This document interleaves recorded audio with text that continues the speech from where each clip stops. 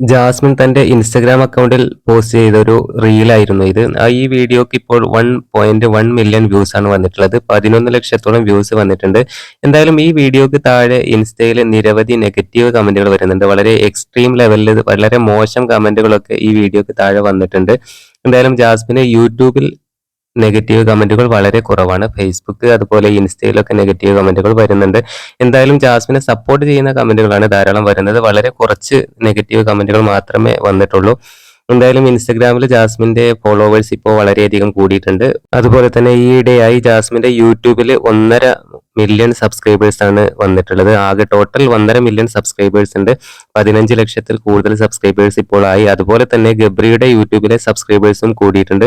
എന്തായാലും ജാസ്മിനും ഗബ്രിയും ഇപ്പോൾ ഒരുമിച്ച് ഒരുപാട് വ്ളോഗുകൾ ചെയ്തിട്ടുണ്ട്. ഈ ആഴ്ചയിൽ തന്നെ ധാരാളം വ്ളോഗുകൾ രണ്ടുപേരും ഒരുമിച്ച് ചെയ്ത വീഡിയോസ് ഒരുപാട് പങ്കുവച്ചിട്ടുണ്ട്. എന്തായാലും ഇപ്പോൾ ഗബ്രികൾ എല്ലാ വിശേഷങ്ങളും തങ്ങളുടെ ആരാധകരുമായിട്ട് പങ്കുവെക്കുന്നുണ്ട്.